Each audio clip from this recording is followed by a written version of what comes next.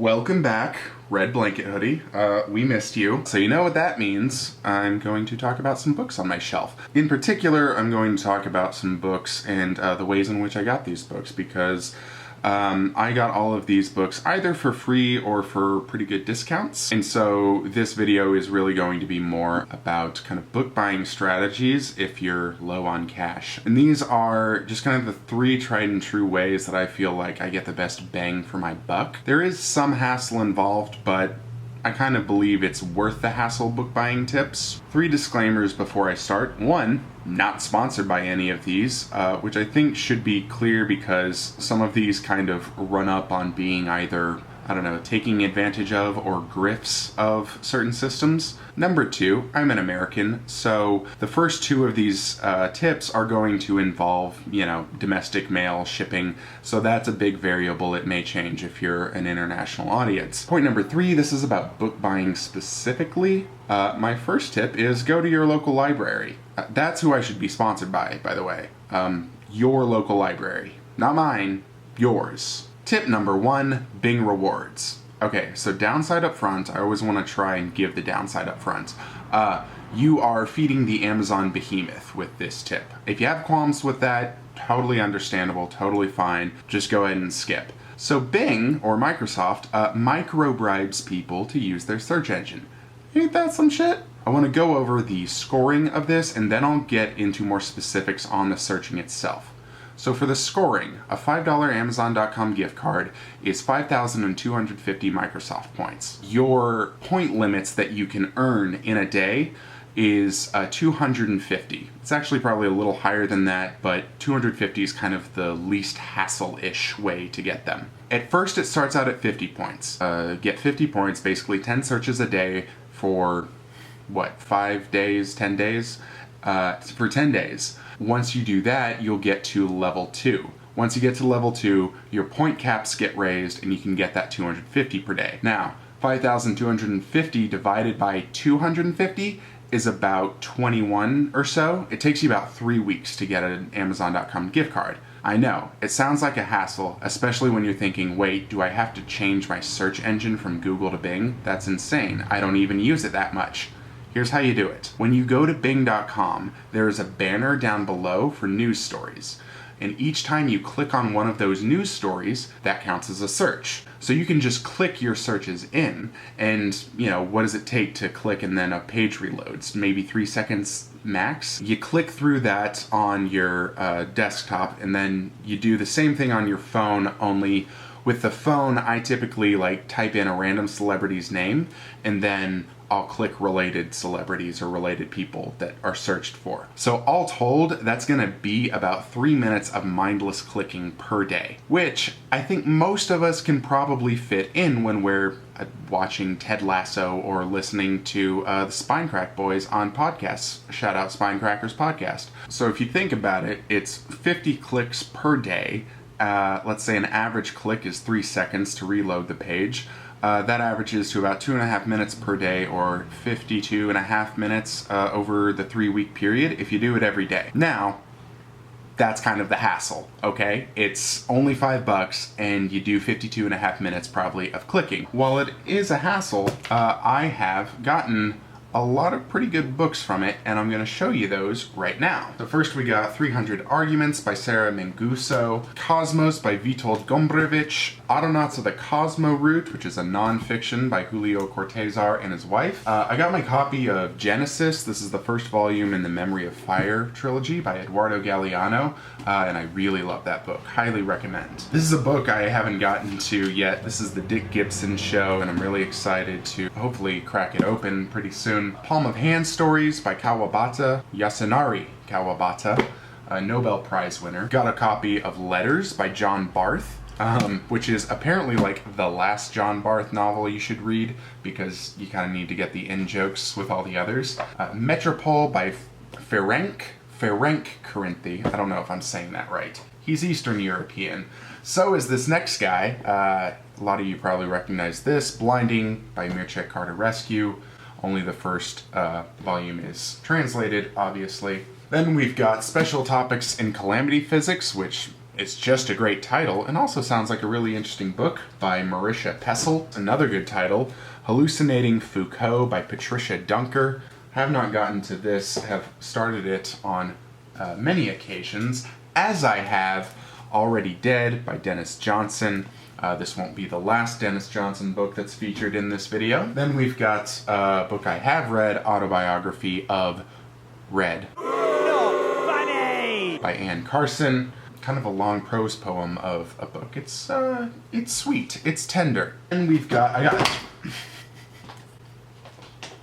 Then I've got both of my volumes of Miss Mackintosh, My Darling, which I've featured in another Red Blanket Hoodie video. A William Gass book, not the last William Gass book, Cartesian Sonata and Other Novellas. This is another great title. I don't know much about this guy, but the title is Buzz Aldrin, What Happened to You and All the Confusion by Johan Harstad. I believe he's Norwegian, and it looks really interesting. It's got a great opening line.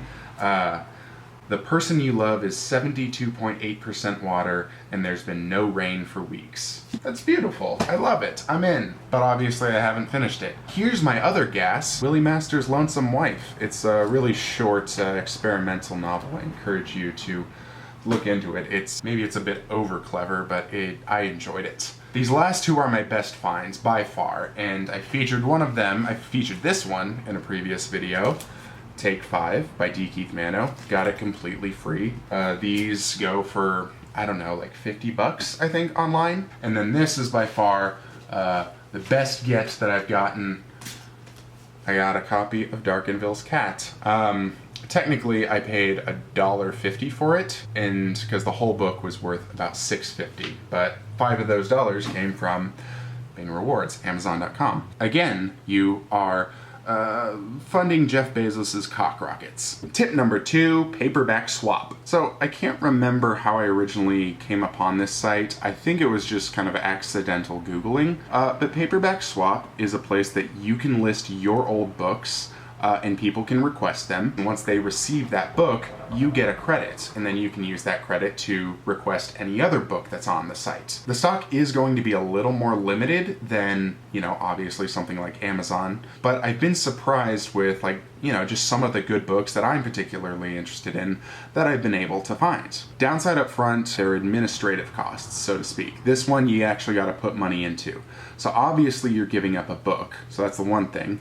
Then you're paying for shipping, okay, to send it to someone. You'll make that money back when someone else sends it to you, but you incur about $3 on average media mail. Each time that you request a book, you have to pay a 50-cent administrative fee. So you're at a book and an average of $3.50 for a new book, which I'll leave it to you whether you think that's worth it. Some of the books that I have gotten from Bing Rewards and Amazon, I have turned into these books, I think 3 or 4. And so, let's go through the books I've gotten from PaperbackSwap. We've got Slaves of New York by Tama Janowitz. I like Brad Easton Ellis, Brat Pack Literature, so I have the Tama Janowitz book. I got an extra copy of Great Jones Street. I actually already owned this book, but I got an extra copy of this because I ordered the names and the guy sent me the wrong Don DeLillo book. By the way, you should go check out my mixtape that I did of the names by Don DeLillo. This is the most recent one, A Man of the People. This is the Chinua Achebe book that I'm most interested in. Everyone's heard of Things Fall Apart, but this one's more of a political novel and political intrigue, so I'm interested in that. Whatever Happened to Gloomy Gus of the Chicago Bears by Robert Coover, a short novel.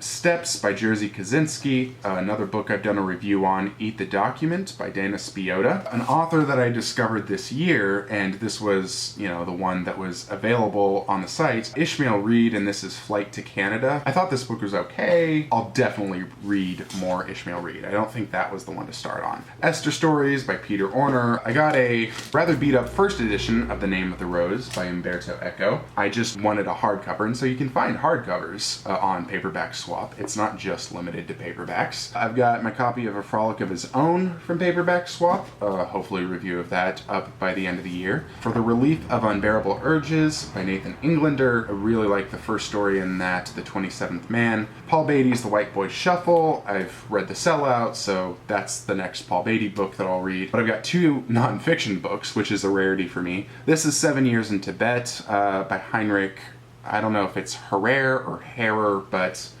it's 7 Years in Tibet. It was made into what I understand is kind of a terrible Brad Pitt movie, or at least he does a terrible Austrian accent. The second one is Afghanistan, A Military History by Stephen Tanner. Afghanistan is often called the graveyard of empires, and so I'm interested to crack that open in light of this past year. And then these last 2 are probably my best ones. I got my copy of Mason and Dixon hardcover by Thomas Pynchon. This was a really good, sort of in-shape copy of Tree of Smoke by Dennis Johnson. Also not pictured because it's back in Texas, my copy of Marguerite Duras' The Lover. PaperbackSwap does keep track of how much money you save. I've received maybe 16, 17, 18 books, and I've saved about $30-something. So if you think that an average book costs, you know, $5, then that's like 6 free books. And you add that on to, you know, the 20 or so books that I got from Amazon from Bing Rewards, that's like 26 free books that I've gotten so far. Tip number 3, Audible. Obviously, most people know about Audible. If you don't, it's a $15 a month subscription, and for that, you get 1 audiobook a month. It used to be for me, and I don't know if it's still this way because I may have abused it too much, but it used to be for me that you could return an audiobook, basically no strings attached, and get your credit back. And then you could just go and get another one, and then like download it onto your iTunes library or whatever, and then return it, and then download and kind of ad infinitum. That stopped for me after I returned about 20 or so books, and I had probably only paid for less than half of that. So again, I don't know what it is now. For me now, I can return a max of 3 books every 6 months. So